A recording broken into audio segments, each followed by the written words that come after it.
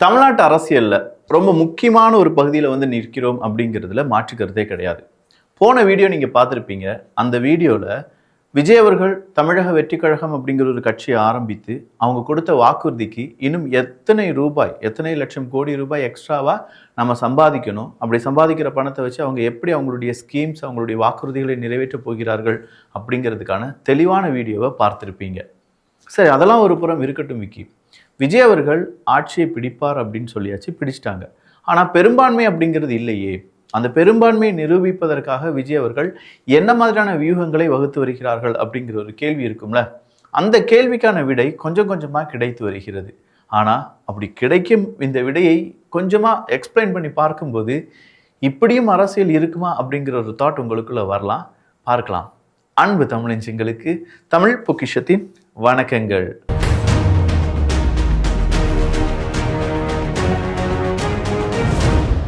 அடுத்த 5 வருஷம் தமிழ்நாடு பொலிட்டிக்ஸ் எப்படி போக போகுது அப்படிங்கிறத தெரிஞ்சுக்கிறதுக்கு முன்னாடி, அடுத்த 5 வருஷம் நம்முடைய கெரியரில் அடுத்த கட்டம் அப்படின்னு சொல்லும்போது டெக்னிக்கல் ஸ்கில் கூடவே முக்கியமான ஒரு விஷயத்த நாம புரிந்து தெரிந்து கொள்ள வேண்டும்.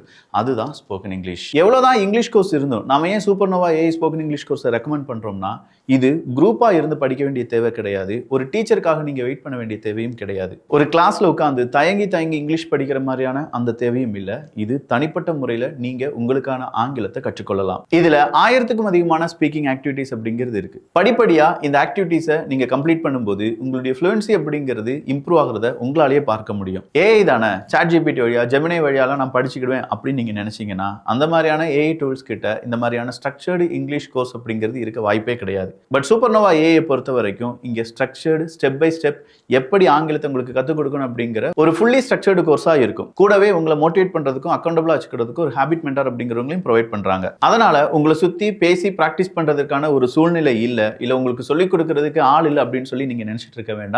உங்களுக்காகவே தமிழ் வழியாவே ஆங்கிலத்தை கத்துக்கிறதுக்கு supernova AI spoken English course உங்களுக்கு உதவியா இருக்கும்.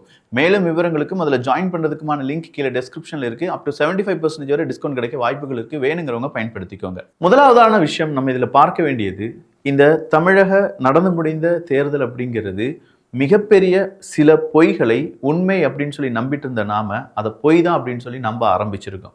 அதுல முதல் விஷயம் எது அப்படின்னு கேட்டீங்கன்னா, காசு கொடுத்தா ஓட்டு போட்டுருவாங்க, ஓட்டு போட்டால் கண்டிப்பாக மக்கள் எவ்வளோ தீமை செஞ்சிருந்தாலும் அவங்களையே திரும்ப வர வைப்பாங்க அப்படிங்கிற அந்த தாட் இருந்துச்சு பார்த்தீங்களா.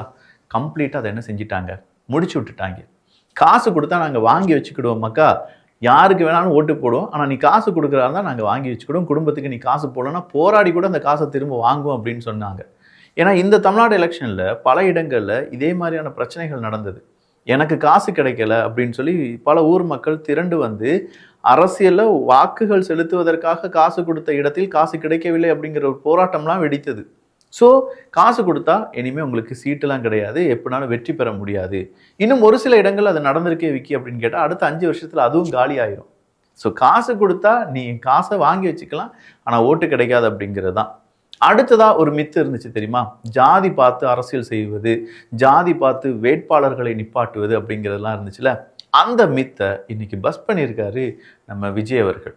ஜாதியே பார்க்காம யார் எப்படிப்பட்ட வேலை செஞ்சிருந்தாலும் சரி மக்களுக்கு நல்லது செய்வாங்க அப்படிங்கிற ஒரு நம்பிக்கை மக்களுக்கு ஏற்படும் பட்சத்தில் அவங்களுக்கு மக்கள் ஓட்டு போடுவாங்க அப்படிங்கிறத எகெயின் அவங்க நிரூபிச்சிருக்காங்க. மூணாவதா ஒரு முக்கியமான விஷயம் இருக்கே, பாஜக உள்ள வந்துடும் பாய் அப்படிங்கிறது. இந்த மூணாவது விஷயத்துல தான் இப்போ விஜய் அவர்கள் சிக்கி கொண்டிருக்கிறார் என்பதில் மாற்று கருத்தே கிடையாது. சரி, இப்போ விஜய் அவர்களுக்கு எத்தனை சீட் இருக்கு, அதாவது அவருடைய கட்சி தமிழக வெற்றி கழகத்திற்கு 108 இருக்கு. அதில் 1 அவர் கண்டிப்பாக ராஜினாமா செய்தே ஆக வேண்டும். நாளை அவருடைய பதவியேற்பு அப்படிங்கிறது இருக்க போகுது. அப்படின்னா அவர்கிட்ட இருக்கக்கூடியது 107 சீட்டு.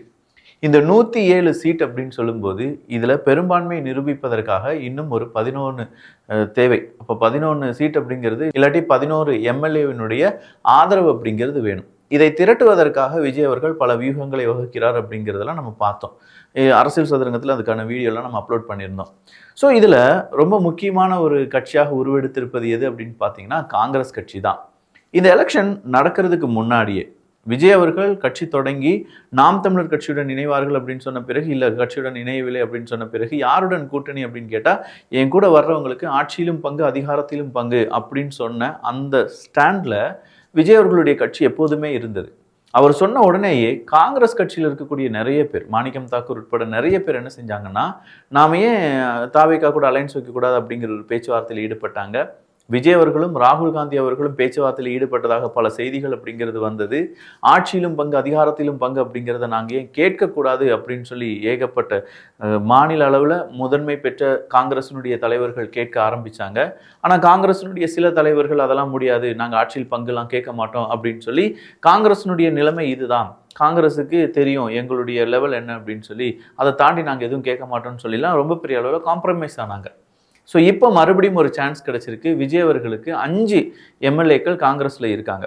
அவங்க இப்போ விஜய் அவர்களுக்கு ஆதரவு தெரிவித்தார்கள் என்றால் மீதமாக ஒரு 4லேருந்து 5 எம்எல்ஏக்கள் போதும். அதை சிபிஐ, சிபிஎம் அப்படிங்கிற 2 பேர் 2 வச்சுருக்காங்க, ஐயுஎம்எல் அப்படிங்கிறவங்க 1 வச்சுருக்காங்க. அப்படின்னா அதுவே ஒரு 5 ஆயிடுச்சு. ஸோ 5+5 அப்படிங்கிறது 10ங்கிற போது 108 118 மாறிடும். இப்படி அவங்களால ஆட்சி அமைக்க முடியும் என்று கேட்டால் எஸ், முடியும். ஆனால் இப்போ திமுக காரங்க என்ன சொல்ல ஆரம்பிச்சிட்டாங்கன்னா, எங்களுடைய முதுகில் குத்திட்டாங்க காங்கிரஸ், இப்போ தாவேகா கூட பேச்சுவார்த்தை நடத்திட்டு இருக்காங்க, உண்மையிலே எங்களுடைய முதுகில் தானே குத்திட்டாங்க அப்படின்னு சொல்லி கேட்குறாங்க. பட் இப்போ காங்கிரஸ் திரும்ப திமுகக்கு எதிராக பேச தொடங்கியிருக்காங்க. எங்க தயவுல ஜெயிச்சுட்டு திமுகக்கு ஆதரவு கொடுத்தால் அதை துரோகம் அப்படின்னு சொல்லக்கூடிய திமுக 99லிருந்து 2004 ஏப்ரல் வரை வாஜ்பாய் தலைமையிலான பாஜக அரசை 8 மந்திரி பதவியோடு அனுபவித்து விட்டு அடுத்த நாளே காங்கிரஸ் தலைமையில் கூட்டணிக்கு வந்துட்டு, இனி நாங்க மத நல்லிணக்க கூட்டணி சொன்ன கலைஞர் செய்தது அரசியல் ராஜதந்திரம்னா இப்போ நாங்க செய்யறதும் அரசியல் ராஜதந்திரம் தான் அப்படின்னு சொல்றாங்க. என்னப்பா, 1999லேருந்து 2004 ஏப்ரல் அப்படின்னு சொல்லும்போது நீங்கள் என்ன செஞ்சீங்க? அவ்வளோ நாள் பாஜக கூட இருந்துட்டு திடீர்னு அடுத்த நாளே வந்து காங்கிரஸ் கூட சேர்ந்துக்கிட்டு நாங்கள் மத நல்லிணக்கத்தை இப்போ பேண போகிறோம் அப்படின்னு சொன்னீங்களே, அது ராஜதந்திரம் என்றால் இதுவும் ராஜதந்திரம் தான். அன்னைக்கு பாஜக உள்ள வந்துரும் பாய் அப்படின்னு சொல்றதுக்கு பதிலாக இப்போ நீங்கள் சொல்லிட்டு இருக்கீங்களே, இதை என்னன்னு சொல்லுவீங்க? அடுத்ததான் இவங்க கேட்குறாங்க, காங்கிரஸ் கேட்குறாங்க, உங்களுடைய தாரக மந்திரம் என்ன? என்னை ஆதரிக்கவில்லை என்றால் பாஜக உள்ள வந்துடும், அதனால என்னை ஆதரிக்க வேண்டும் அப்படிங்கிறதா. இப்போ தாவேகாவை ஆதரிக்காத ஒரு காங்கிரஸ் இருக்கு அப்படின்னா கண்டிப்பா அதிமுகவோ இல்லாட்டி வேற ஏதாவது கட்சியோ தாவேகாக்கு ஆதரவு கொடுத்து மறுபடியும் பாஜக உள்ள வர்றதுக்கான வாய்ப்புகள் இருக்கு காங்கிரஸ் சொல்றாங்க. ஸோ அந்த பாஜகவை தடுப்பதற்காக திமுக நான் தாவேகாக்கு ஆதரவு கொடுக்க போறேன், ஸோ உங்களை நாங்கள் ஃபாலோ பண்றோம், உங்களுடையது ராஜதந்திரம், பாஜக உள்ள வந்துரும் பாய் அப்படின்னு சொல்ற ராஜதந்திரம் இருந்தது என்றால் அதே ராஜதந்திரத்துக்காக தான் நாங்களும் என்ன செய்ய போறோம், இந்த மாதிரி கூட்டணி வைக்க போறோம். ஸோ பாஜக உள்ள வந்துரும் பாய், அதனால தான் தாவேகா மற்றும் காங்கிரஸினுடைய கூட்டணியை நாங்கள் உறுதி செய்திருக்கிறோம் அப்படிங்கிற தகவலை கொடுத்திருக்காங்க. இந்த அவன் பொருளையே எடுத்து அவனை போடுறது அப்படின்னு சொல்லுவாங்க தெரியுமா, அதை தான் இப்ப காங்கிரஸ் திமுகக்கு எதிராக செஞ்சிட்டு இருக்காங்க அப்படிங்கிறது வேறொரு முக்கியமான விஷயம். ஆட்சியில் பங்கு கேட்டால் தேச துரோகத்தை செய்தது மாதிரி சொன்னீங்களேப்பா திமுக, ஏன்னா திமுக கிட்ட ஆட்சியில் பங்கு கேட்டாங்க. அப்போ சொன்னாங்க ஆட்சியிலலாம் பங்கு தர முடியாது, ஏன்னா காங்கிரஸ் 4 பேர் இருக்கீங்களா போராடுறதுக்கு, ஒரு போராட்டம்னு வந்தால் 4 பேர் இருக்கீங்களாப்பா தமிழ்நாட்டில், ரயில் மறிப்பதற்கு உங்களாலாம் முடியுமாப்பா அப்படிலாம் சொல்லி பலவிதமான கேலியெல்லாம் கிண்டல்லாம் செஞ்சாங்க. அந்த கேலி கிண்டலெல்லாம் தாண்டி காங்கிரஸ் மற்றும் திமுகவினுடைய கூட்டணி அப்படிங்கிறதெல்லாம் பலம் பொருந்திய கூட்டணி அப்படின்னு சொல்லி நம்ப வச்சு கடைசியாக காங்கிரஸ் அப்படிங்கிறவங்க ஒரு 4-5 எம்எல்ஏ வாங்கிட்டாங்கன்னு வச்சுக்கோங்களேன். அப்போ இப்போ என்ன கேட்குறாங்கன்னா, ஆட்சியிலும் பங்கு அதிகாரத்திலும் பங்கு தருவதற்கு ஒரு கட்சி தயாராக இருக்கிறது. இதை நாங்கள் மிக முக்கியமான ஒரு சமீட்சையாக, ஒரு சிக்னலாக தான் பார்க்க முடியும். எனவே நாங்கள் தாவேகாக்கு எங்களுடைய ஆதரவை தெரிவிக்கிறோம் அப்படின்னு சொல்கிறாங்க. அடுத்ததா நீங்க என்ன ஒரு குடும்பாட்சியை நடத்திட்டு இருக்கீங்க, பட் காங்கிரஸை பொறுத்த வரைக்கும் இந்த குடும்பாட்சி அப்படிங்கிறத விட எங்களுக்கு கிடைச்சிருக்கக்கூடிய சான்ஸா இது இருக்கு, எனவே நாங்க தாவேகாக்கு ஆதரவு கொடுப்பதற்கான முயற்சிகளை மேற்கொள்வோம், உண்மையான காங்கிரஸ் தொண்டர்கள் எல்லாருமே தாவேகாக்கு ஆதரவாக இருப்பார்கள் அப்படின்னு சொல்லக்கூடிய தகவல் வெளியாகி இருக்கிறது. ஸோ காங்கிரஸ்ல இருந்து ஒரு 5 சீட்டு வருதுன்னு வச்சுக்கோங்களேன். சிபிஐ, சிபிஎம் அப்படின்னு சொல்லக்கூடிய கட்சிகள், கம்யூனிஸ்ட் கட்சிகள் இருக்காங்கல்ல, இந்த கம்யூனிஸ்ட் கட்சிகள் விஜய் கேட்டாங்கன்னா கொடுப்பாங்களா, ஆதரவு கொடுப்பாங்களா அப்படிங்கிறதுலாம் ஒரு புறம் இருக்கட்டும். ஆனால் அடுத்ததா இதுக்குள்ளே யார் வராங்க அப்படின்னு கேட்டால் பாமக உள்ள வராங்க. பாமகவை பொறுத்த வரைக்கும் அன்புமணி ராமதாஸ் அவர்கள். பாமகவை பொறுத்த வரைக்கும் இப்போ பாமக கிட்ட 4 எம்எல்ஏக்கள் இருக்காங்க. ஸோ பாமகவை 2ஆக பிரிந்தது அப்படிங்கிறது நமக்கு தெரியும். ஒன்றில் ராமதாஸ் அவர்களும் இன்னொன்று அன்புமணி ராமதாஸ் அவர்களும்.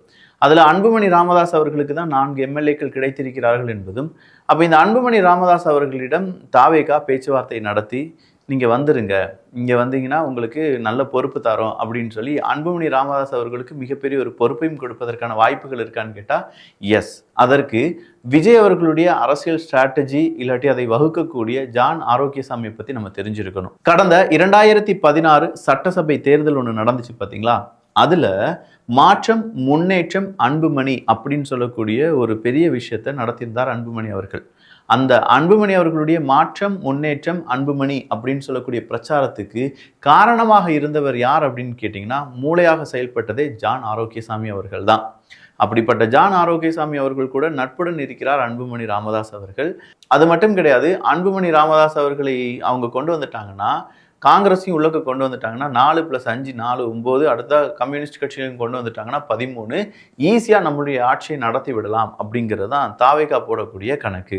இல்லை, அன்புமணி ராமதாஸ் அவர்கள் வராமல் இந்த பக்கமாக திமுகவில் இருக்கக்கூடிய விசிகாவை உள்ளே கொண்டு வருவாங்களா? ஏன்னா அன்புமணி ராமதாஸ் அவர்களும் விசிகாவும் ஒன்றா உள்ளக்க வராதில்ல. இன்னொரு ஸ்ட்ராட்டஜி நிறைய பேர் என்ன சொல்கிறாங்கன்னா, திமுகவை உடைப்பது இப்போது ரொம்ப நல்லதாக இருக்கும் தாவேகாக்கு அப்படிங்கிறாங்க. திமுகவை எப்படி உடைக்க முடியும்? எஸ், திமுகவுக்கு பலமாக இருக்கக்கூடிய கூட்டணி கட்சிகள், ஒன்று சிபிஐ சிபிஎம், அடுத்ததாக அவங்க கூட இருக்கக்கூடிய விசிகா, அடுத்ததாக அவங்க கூட இருக்கக்கூடிய காங்கிரஸ். இது எல்லாத்தையுமே திமுக விட்டு கலட்டிட்டாங்கன்னா திமுக தனியாக நிற்கும். அப்போ திமுகவில் அதிகமாக வாய்ஸ் அவுட் பண்ண முடியாது அப்படின்னு சொல்கிறாங்க. அதற்கு தாவேகா தமிழக வெற்றி கழகம் என்ன செய்ய வேண்டும்? விசிகா கூடயும் காங்கிரஸ் கூடயும் சிபிஐ சிபிஎம் கூடலாம் உட்காந்து பேச்சுவார்த்தை நடத்தணும். அதில் விசிகா காங்கிரஸை விட்டுட்டோ இல்லாட்டி சிபிஎம்ஐ விட்டுட்டோ வந்துடுவாங்க. பட் டிஎம்கே விட்டுட்டு வருவாங்களா அப்படிங்கிறது ஒரு கேள்வி தான்.